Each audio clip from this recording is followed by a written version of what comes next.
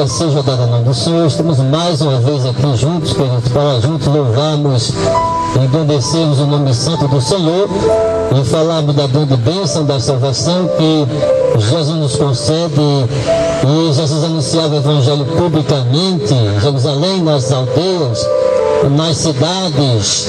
Em nenhum momento Jesus se escondeu de anunciar sua pessoa como Salvador e remidor de nossos pecados. Ele saiu em Jerusalém, na Judéia, todos olhavam para Jesus e via e observava o que ele fazia e cumpria a vontade de Deus aqui na terra, que era anunciar o Evangelho e fazer conforme Deus esperava, que ele assim obedecesse à sua vontade por ser filho de Deus e também Deus, 100% homem, 100% Deus. Ele sabia da importância da proclamação do Evangelho, porque é uma questão de vida ou morte.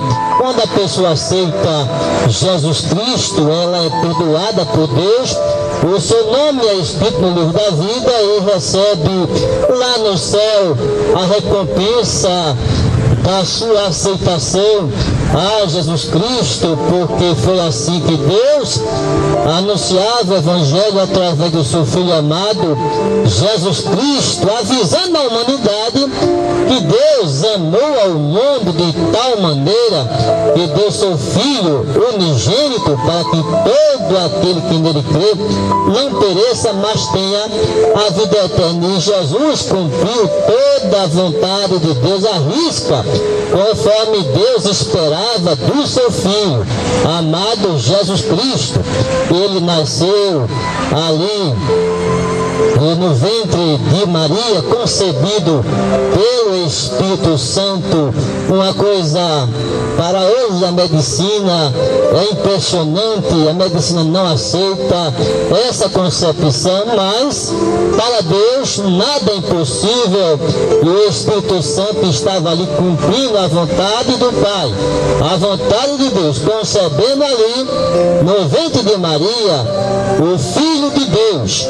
E ele veio a essa terra, como diz o Emmanuel, Deus conosco, pisou essa terra, experimentou o que nós experimentamos aqui na terra, as dores, as aflições que nós sentimos, que nós passamos.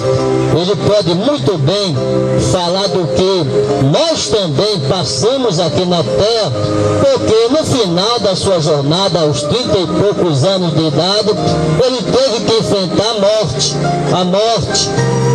Estava ali já profetizado, os profetas já tinham falado desde o passado que Jesus enfrentaria a morte.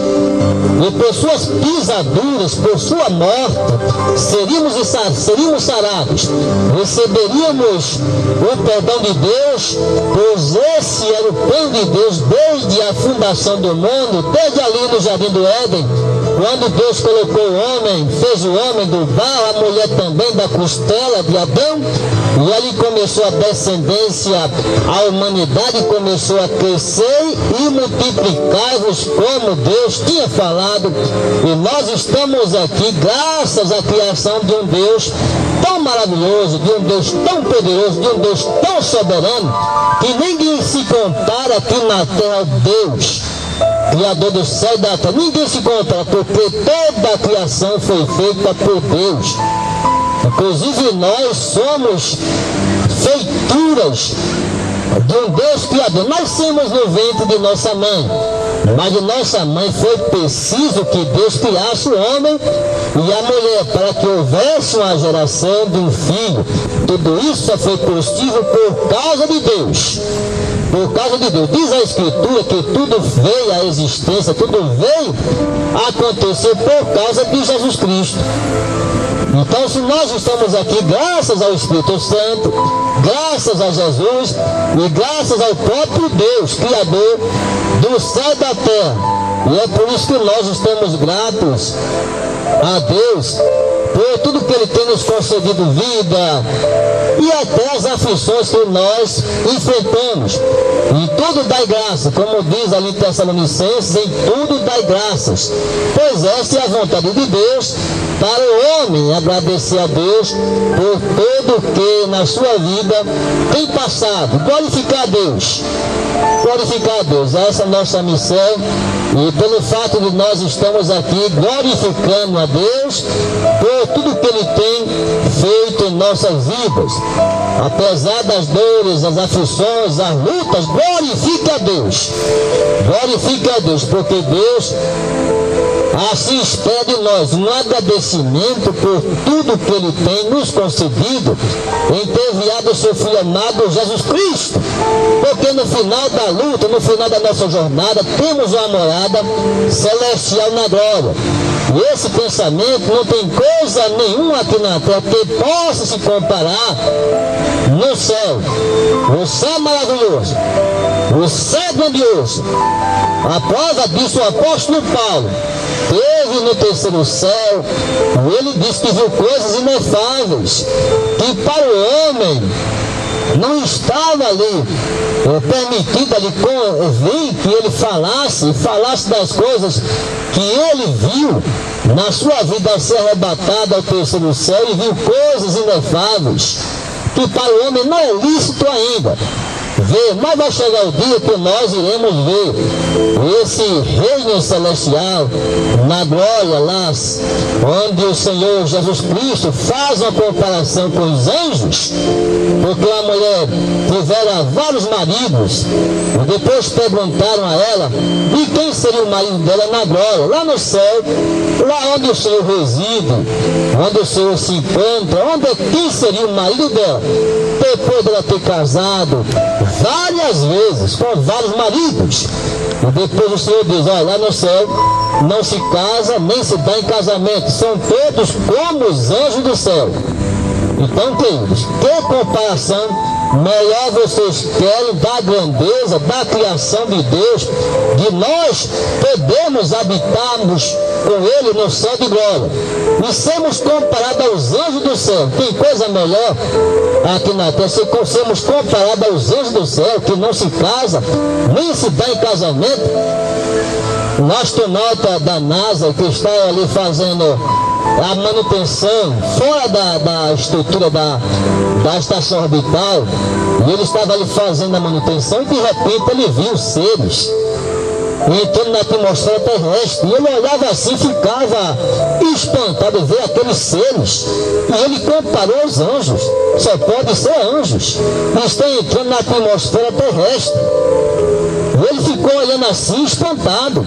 E ele foi até comentar isso com a NASA: olha, eu estou vendo aqui seres como os anjos entrando na atmosfera terrestre.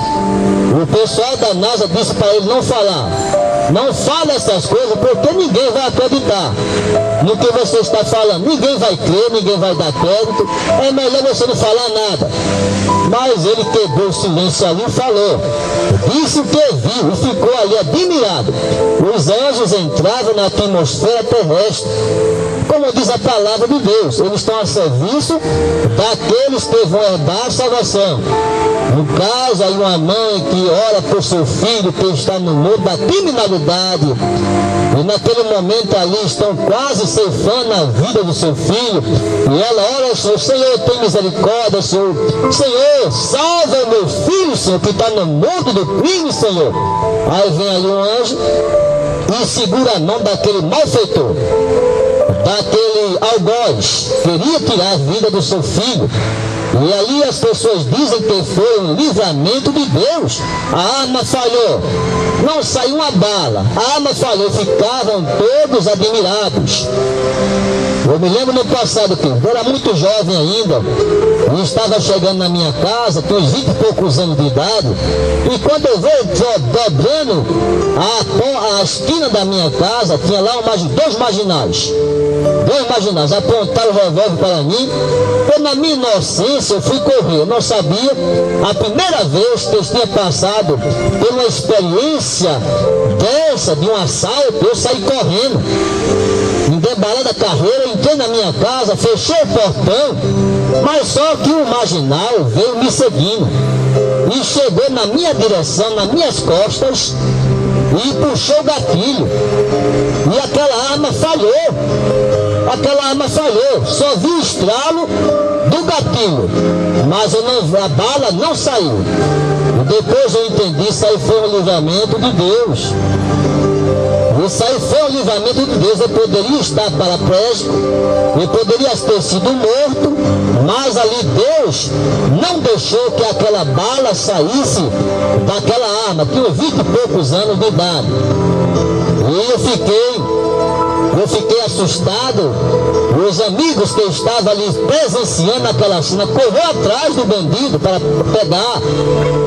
E depois, quando foi correndo para pegar o bandido, nessa hora a arma atirou. Ele puxou o gatilho e a bala pipocou. Não acertou no meu amigo porque ele estava distante, mas ali o marginal saiu correndo e a gente observa que ali foi um livramento de Deus. Então, quando a mãe ora para o seu filho que está no mundo da criminalidade, e Deus envia ali um anjo e dá o livramento, ele acampa ao redor daqueles que temem a Deus e os livra.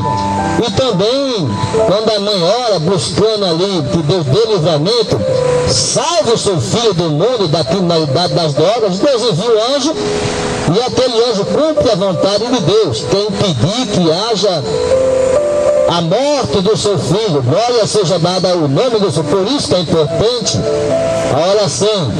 É por isso que é importante uma mãe que ora, uma mãe que busca a Deus por seu filho. Hoje, quantos filhos estão aí no mundo da criminalidade?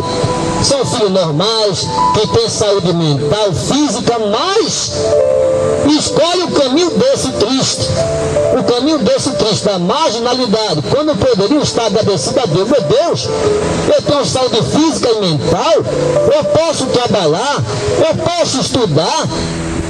Ele poderia pensar assim: quantos têm seus filhos aí com problemas físicos e mentais e queriam que ele fosse perfeito, com sanidade, perfeito fisicamente, mas a realidade é que os filhos se encontram ali com enfermidade muito grave. E as mães e os pais queriam agradecer a Deus. Meu filho, se nascesse, fosse normal, ele poderia estar casado, ele poderia constituir um lar, uma família, poderia trabalhar.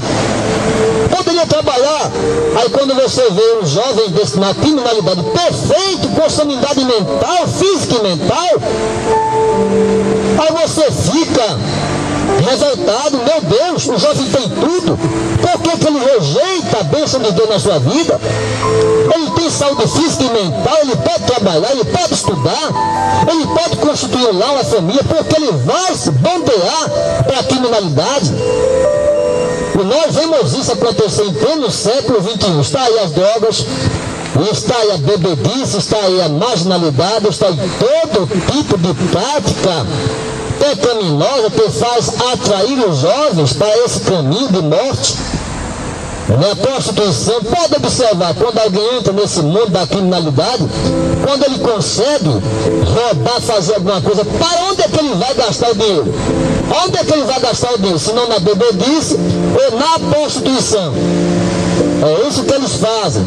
Compra coisas de valor e vai para a prostituição, na bebedice. É isso que a maioria dos marginais fazem quando roubam, quando praticam o mal aqui na terra. Eles partem para isso, para ter prazer neste mundo. Só que eles não entendem que o nosso prazer, quando Deus criou o homem a sua imagem e semelhança, o nosso prazer está em Deus e está na lei de Deus. O nosso prazer está no Senhor. O Senhor ensinava a Adão e Eva que assim se comportassem no paraíso, tendo uma comunhão com Deus, uma fidelidade com Deus. É dessa forma que nós teríamos prazer. Prazer não só físico, mas também espiritualmente. Era esse o prazer que Deus ensinava desde o Jardim do Éden. Não o prazer que nós estamos vendo aí no mundo. O prazer nas drogas, na marginalidade, na prostituição, na bebedice. Deus não quer isso para ninguém. Ele quer que o homem tenha uma vida em santificação e comunhão com Deus, ter prazer na lei do Senhor e meditar nela de dia e de noite. É esse o nosso prazer como servos de Deus, como os filhos de Deus adotivos, que fomos recebidos por Jesus Cristo, como seus filhos por adoção, por ser aceitado Jesus Cristo, e somos chamados também por adoção, filhos adotivos, irmãos de Cristo, irmãos em Cristo, e somos adotados e temos uma filiação no céu. Se nós partirmos hoje, amanhã ou depois, não tem problema algum. A nossa vida está guardada no Senhor. E se por ser guardada, a nossa vida tem um fim, não é glorioso. É um fim glorioso, você ter uma comunhão com Deus e no final da sua vida, da sua partida aqui na terra, você saber que no final você vai ter um fim glorioso, um fim maravilhoso, um fim que não há tristeza, um fim que não há desespero, um fim que não há angústia, porque você está guardado no Senhor. E por você estar guardado no Senhor, você tem um lugar que o Senhor diz: eu vou preparar um lugar onde estejais vós também. Essa morada celestial onde nós iremos habitar com o Senhor. E por que nós vamos rejeitar tudo isso que Deus tem para nós? Por causa dessa vida simplória que nós temos aqui na terra. Uma vida simplória, queridos. Uma vida voltada à criminalidade, à homossexualidade, ao lesbianismo, pedofilia, prostituição, bebedice. Por que nós vamos nos contentar com isso? Se tem coisa muito melhor lá no céu de glória, tem coisa muito mais maravilhosa do que essas coisas que nós temos observado aqui na vida de muitos que têm abraçado esse caminho de morte, esse caminho de destruição. Como diz ali, o mundo jaz no maligno. A palavra de Deus assim nos alerta: o mundo jaz no maligno. E Satanás, ele veio para roubar, matar e destruir. O pensamento dele na terra é esse. E quantas vidas ele conseguir arrebanhar para o seu reino, ele faz de todos os meios possíveis para arrebanhar mais vidas para o seu reino. Se é que no seu reino não tem valor nenhum. Não tem valor nenhum no reino de Satanás. Lá só tem dores, só tem sofrimento, só tem todo tipo de mal naquele lugar de sofrimento eterno. Porque a nossa alma, querida, ela é eterna, ela não morre, ela é eterna. Como às vezes as pessoas dizem no mundo: morreu, acabou, não vá por esse caminho não. A nossa alma é eterna. Seja para viver eternamente com Deus na glória, ou seja para viver eternamente com Satanás, lá no sofrimento eterno. Quantos têm morrido aí, têm descido essas profundezas do inferno? Não foi por falta de aviso não. Não foi por falta de aviso não. É simplesmente você aceitar Jesus Cristo. É uma questão de você se comportar diante de Deus e mostrar a sua fidelidade a Deus. É uma individualidade sua com Deus. Isso ninguém pode tomar de você. Se você aceitar Jesus Cristo, tiver um compromisso com Ele, aqui na terra não tem ninguém, nem religião que possa tirar esse direito seu. De você estar em comunhão com Deus, de servir a Ele, de glorificar Ele, de dizer a essa humanidade que não quer saber de uma vida em pecado, quer ter uma vida em santificação, quer ter uma vida em comunhão com Deus. Deixa o mundo falar o que quiser, mas eu vou ter uma vida compromissada com Deus. Eu vou viver para Deus, eu vou andar com Deus aqui na terra. O meu caminho vai ser um caminho de luz, não um caminho de trevas, mas um caminho de luz, onde todos que chegarem, se aproximarem de mim, vão ver a diferença no meu comportamento, na minha vida, na minha forma de me expressar aqui na terra. Todo mundo vai ver a diferença. Porque uma pessoa transformada por Deus, porque aceitou Jesus Cristo como Salvador de suas vidas. Não é por causa da religião tal, A, B, C e D, que vai me garantir essa certeza da salvação, não. A certeza da salvação é o comprometimento seu com Deus. É você e Deus. É você e Deus, queridos. Não é questão religiosa, não, é questão sua com Deus. O evangelho que Jesus proclamava no passado, ele teve confronto com religiosos. Ele se confrontou com os religiosos, fariseus, saduceus, que guardavam a lei. Guardavam a lei, não, a lei tem que ser cumprida. Se não cumprir a lei, não tem salvação. Era assim que os judeus, quem defendia ali o judaísmo, não é defendia a lei. Do Antigo Testamento até hoje. Até hoje tem muitos judeus que não creem que Jesus é o Messias enviado por Deus. Até hoje, queridos. Se você chegar em Israel, pode perguntar àquela multidão de judeus: vocês creem que Jesus é o Messias? Ele vai dizer que não. Ah, não, Jesus é apenas um profeta. É apenas um profeta. Não aceitam Jesus como Messias. É muito difícil. Jesus chegou num lugar e numa hora para proclamar o evangelho, muito difícil. Existe o Império Romano, existem aquelas autoridades naquela época que tinham um pensamento em deuses estranhos de toda a natureza, de toda a criação feita de todas as maneiras, de pedra, de ouro, de todo tipo de material que era construído no passado. Jesus chegou numa época dessa. Numa época dessa, de idolatria. Numa época dessa, que até os judeus, a própria descendência de Jesus Cristo, na hora da sua condenação, preferiram soltar Barrabás do que Jesus.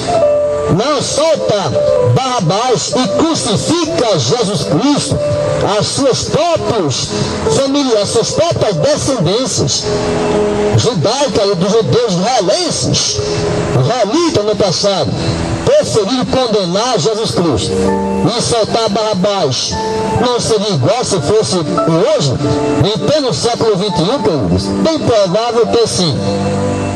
Porque Jesus não iria pregar o evangelho que está na mídia. Jesus ia pregar puramente o evangelho. E quando ele fosse pregar o evangelho condenando o pecado, muita gente se voltaria contra ele. Ele seria preso de novo, seria condenado e provavelmente, se existisse ainda a crucificação, ele seria crucificado novamente. Se ele viesse novamente em pleno século XXI. Porque as pessoas, quando veem o evangelho puro, genuíno, ser proclamado, condenando o pecado, muita gente não gosta desse tipo de pregação nas igrejas. Nas igrejas você tem que afagar o ego das pessoas, tem que falar em vitória. Olha, você vai receber vitória, você vai receber isso, aquilo e aquilo outro, você vai rico, vai ser rico e próspero. E você vê as mensagens para afagar o ego das pessoas, porque se falar contra o pecado, condenando o pecado, muita gente não vai gostar desse tipo de mensagem. Imagine Jesus aqui, em pleno século XXI, condenando os pecados, falando de que Ele é o Salvador, e dizendo à humanidade: olha, eu sou o caminho, a verdade e a vida. Eu vim para salvar. Eu vim para resgatar o homem da condenação do pecado. Agora, se vocês querem andar no pecado, o problema é de vocês. A minha parte eu já fiz, que é anunciar o evangelho. Então, às vezes as pessoas pensam: ah, Jesus é só amor. É só amor. Mas vocês se enganam que Deus também é justiça. E não é diferente de Jesus não, queridos. Deus é justiça. E como ele agiu no passado em Sodoma e Gomorra, muitas cidades ali, no tipo de Noé mesmo. Outro episódio aconteceu ali. Noé pegou ele, né, da verdade ali, falava ali. Aquela humanidade construía a arca, todos mandavam de Noé: a terra não vai acabar em dilúvio não. Que conversa é essa, Noé? Vai falando besteira, Noé? Não vai acabar não. E Noé ali cumprindo a vontade de Deus. E no final vocês sabem o que aconteceu. E de repente vem Sodoma e Gomorra, outra cidade, envolvida com o pecado até os dentes, homens de toda natureza, homens que tinham a natureza voltada para o homossexualismo, homens dessa natureza. Na época de Sodoma e Gomorra, as pessoas falam, na cidade de Sodoma e Gomorra, eles chamavam sodomia. Sodomia no significado de que havia ali homens se deitando com outros homens. E quando o Senhor veio lá do céu de glória, naquela cidade existia ali Jó. Naquela cidade, ele e sua família estavam naquela cidade e observava tudo isso. E Deus observava o comportamento daquela gente do Sodoma e Gomorra. E no final, Deus enviou os anjos. E os anjos chegaram ali na cidade. Ló já estava esperando ali, que os anjos chegassem, recebeu ele.